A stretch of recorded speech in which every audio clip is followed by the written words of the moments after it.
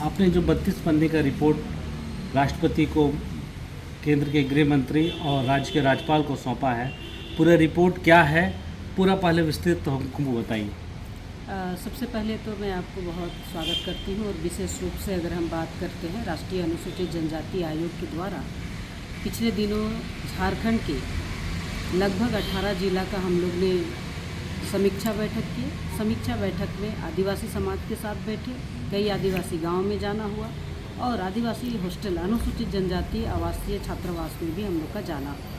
इन जगह पर जाने के बाद में कई विषय सामने उभर करके आए हैं। मैं पिछले दिनों की बात करती हूँ तो साहेबगंज की बात करती हूँ, पाकुड़ की बात करती हूँ, जामताड़ा की बात करती हूँ, गोड्डा की बात करती हूँ, दुमका और देवघर, ऐसे तमाम ज़िला और इसके अलावा भी झारखंड का तमाम ज़िला जहाँ आदिवासी बहुल ज़िला है उस ज़िले पर हमने गए।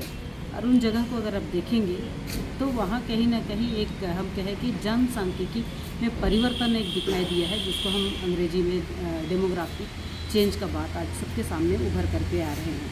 आज हम साहेबगंज में लगभग सभी प्रखंड की बात करेंगे। साहेबगंज का, राजमहल का, उधवा का, मंडरो, बोरियो, तालझरी, पतना, बरहेट और बढ़ारुआ की बात करेंगे। तो इनमें से अगर हम डेमोग्राफी चेंज की बात करेंगे तो सबसे पहले आपको बरहेट संथाली उत्तर और बरहेट संथाली पश्चिम दो प्रखंड की बात हम कह सकते हैं, जिसमें आज भी आदिवासी समाज का ज़मीन ख़त्म होते दिख रहे हैं और आदिवासी समाज भी कम होते दिखाई दिए हैं। उसके अलावा उधवा भी है, बोरियो है, मंडरो है। एक उदाहरण मैं आपको बताना चाहती हूँ कि जो मंडरो प्रखंड है, मंडरो का तेतरिया पंचायत है और उस तेतरिया पंचायत का लगभग तेतरिया मौजा में दाग नंबर 399, रकबा 5 कट्ठा 92 डिसमिल, खतियान की बात करेंगे तो देवस्थल, जिसको झारखंड रांची में सरना स्थल कहते हैं और संथाल परगना में जहर स्थान कहते हैं, उस जगह पर कब्रस्तान बनाने के लिए जिला प्रशासन के माध्यम से 28 लाख का राशि सेंक्शन होता है, जो राष्ट्रीय अनुसूचित जनजाति आयोग की रिव्यू मीटिंग में सामने आया है और उस विषय को आयोग ने तुरंत में रोकने के लिए और उस जगह को बचाने के लिए कही है। उसी तरह से अगर हम बात करेंगे इसी तेतरिया मौजा में उनका जो गोचर की भूमि है, इतना कह सकते हैं कि संथाल परगना टेनेंसी एक्ट है आदिवासी को संरक्षण के लिए, जिसको एसपीटी एक्ट भी कहते हैं। उस एक्ट के माध्यम से आदिवासी का ज़मीन सेलेबल नहीं है और उस ज़मीन को ज़बरदस्ती, जो गोचर की भूमि है, कभी वो सेल नहीं हो सकता है, उस जगह पर मस्जिद बन के निर्माण हो गया है। वर्तमान में अगर हम बात करेंगे तो कई अखबार से, चाहे कई पत्रकारों के माध्यम से, जो लोकतंत्र का चौथा स्तंभ है, उनके माध्यम से पता चला कि जिस विषय को आप उठाए हैं उस विषय पर ज़मीन की नापी हो रही है लेकिन अभी क्लियर नहीं हुआ है। तो ये कहीं ना कहीं एक विषय सामने दिखाई देता है जो मैं आज आपको बताना चाहती हूँ। तो साहेबगंज का जो परिवर्तन है वो सिर्फ इतना ही नहीं है, तेतरिया मौजा का एक उदाहरण हमने आपको दिया है। ऐसे अगर हम छात्रावास में भी बात करेंगे तो छात्रावास की स्थिति है बोरियो का, मंडरो का, पतना का, बरहेट, ऐसे अगर देखेंगे, अगर आज के ज़माने में साहेबगंज में विशेषकर अगर देखा जाए तो वहाँ की जो बेटियाँ हैं, जिनको पंचायत का त्रिस्तरीय पंचायत का इलेक्शन में जो बेटियाँ चुनाव लड़ती है, उनके अधिकतर का हस्बैंड जो है वो बांग्लादेशी है। जैसे बरहेट प्रखंड का कदमा पंचायत, बरहेट का गोपीनाथ पंचायत, आपका उधवा का दक्षिण बेगमगंज पंचायत, राजमहल लखीमपुर का पंचायत, लखीमपुर पंचायत, बढ़ारवा का सतगाछी पंचायत, बढ़ारवा प्रखंड का मधुआपाड़ा पंचायत, बढ़ारवा का मयूर कोला पंचायत, ये सभी पंचायत की मुखिया हमारी बेटी, जो आदिवासी बेटी है, और उनका हस्बैंड, जिसको अगर उर्दू में कहा जाए तो शौहर कहते हैं, वो सब बांग्लादेशी है। ये उदाहरण मैंने आपको दिया है। इनके नाम से रोटी, बेटी और माटी का सवाल खड़ा होता है, जिसको बांग्लादेशी लाभ ले रहे हैं।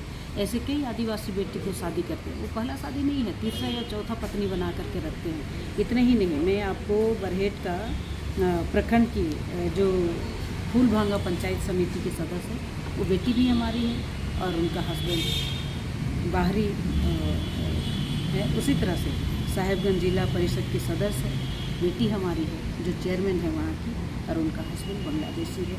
ऐसे कई ऐसे हैं। मुखिया के अलावे भी साधारण लड़की को भी उन्होंने अपना हथियार बना करके उन बेटियों के नाम से ज़मीन खरीदते हैं, क्योंकि संथाल परगना में अगर देखा जाए तो दान का ज़मीन किसी को नहीं दिया जाता है, भाई को भी नहीं दिया जाता है, विशेषकर बेटी को, बहन को और पत्नी को ही दिया जाता है।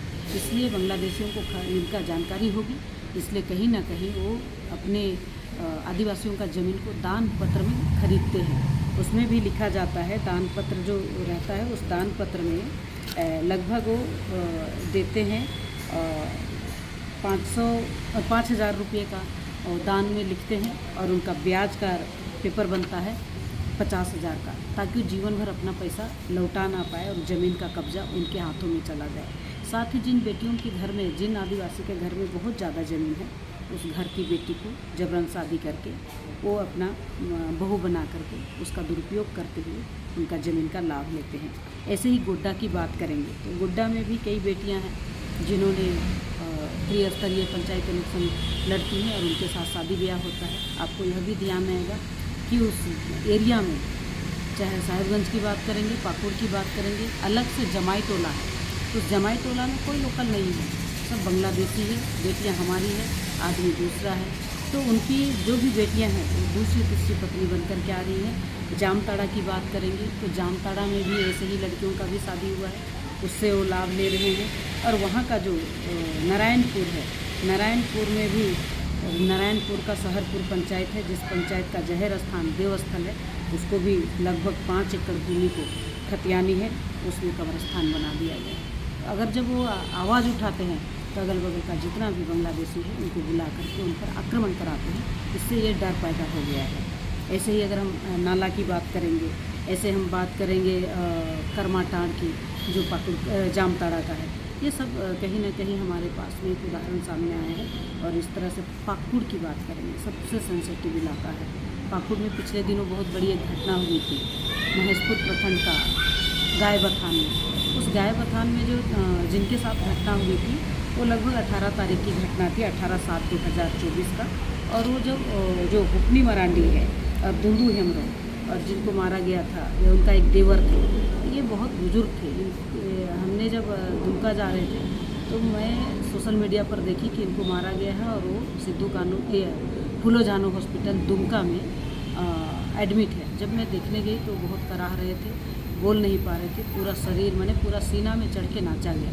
60 साल का बुजुर्ग को अगर इस तरह से पीटा जाता है तो ये बहुत दयनीय है। उतना ही नहीं, उनकी जो बहू थी उनको निर्वस्त्र किया जाता है और पुलिस प्रशासन का किसी तरह का कोई रोल नहीं होता है। मैं जब दोनों से दुंदू मरांडी और हुपनी मरांडी और दुंदू हेमरम से जब मैं मिली तो उन्होंने बताया कि वो लुहर लुहान होकर के थाना भी गए थे, लेकिन कोई FIR नहीं हुआ। उस दिन मैं 22 तारीख को जब पाकुड़ के SP को और प्रमंडलीय IG से मेरी बातचीत हुई, तब उन्होंने सारी व्यवस्था देने की बात की कि एक गरीब परिवार का घटना हुई है, उनको व्यवस्था बनाएंगे, लेकिन उनको किसी तरह का कोई व्यवस्था नहीं हुआ। जब आयोग की पूरी टीम उस जगह पर गई, उनसे मिली, तब बात